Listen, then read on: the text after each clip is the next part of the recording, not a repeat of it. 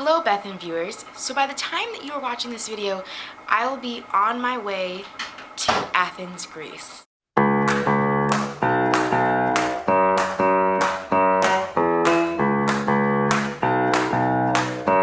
As many of you know, I am studying abroad for the next 6 weeks. I am leaving today, June 6th, and I'll be returning home on July 13th.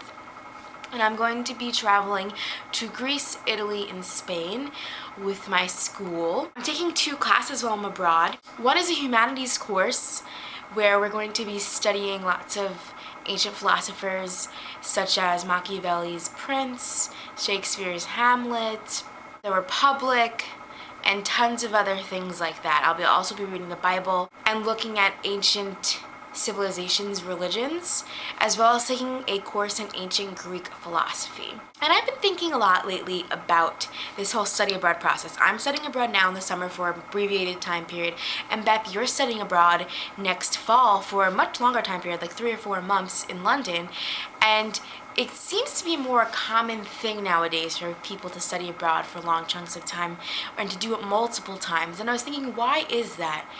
But there is no why to that question because we've been doing it for years, centuries even. Starting in the 1600s, well-off European and later American men made a journey to Europe called the Grand Tour. And a part of that Grand Tour is that people who were richer, generally men, came to Europe to become well-rounded men. They got to see the governments and the cultures and the art and the economy in other countries, and that way the purpose was they would go there and they would learn by seeing other people and things and studying other things, and then come back and they'll be a better person because they have a bigger world view. And I would argue that our studying abroad trips are exactly that, a grand tour. That name is so grandiose and large. When you break it down, that's really what we're doing.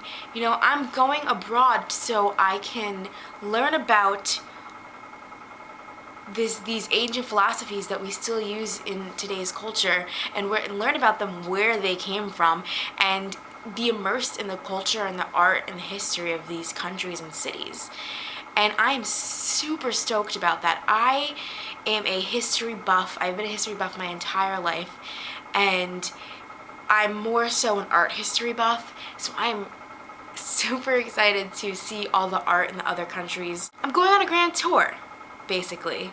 Grand tour of the Mediterranean, and I couldn't be more excited and happy that I get to share this experience on the channel. That was just a random thought that I had. I've learned about the grand tour in lots of my history classes and art history classes, and it's been referenced in movies, and even when I was studying a local family in Geneseo, the Wadsworth family, we were taking a tour of their homestead. They have the largest property in Geneseo, over 100 acres of land that they own. We took a tour of their home, and it was beautiful, and there was a whole bunch of artifacts from different places in the world, and we're like, where are these from? Why do they have them?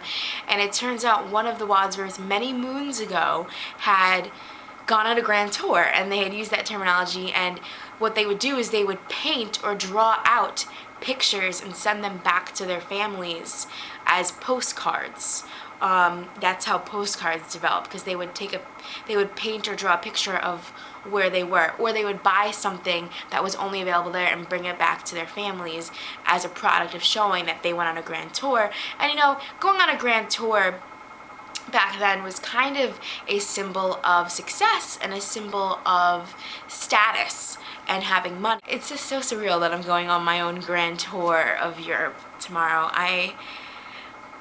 I'm so excited, and I'm so nervous, and there's so many things going through my head, and I know it's going to be an invigorating experience, to say the least. We're going to a lot of different places, we're moving on a lot, and I am taking 2 classes while I'm there. Yeah. And that is all I have for you today, Beth. The next time you'll see me, I'll be in a different country. And as always, don't forget to be awesome.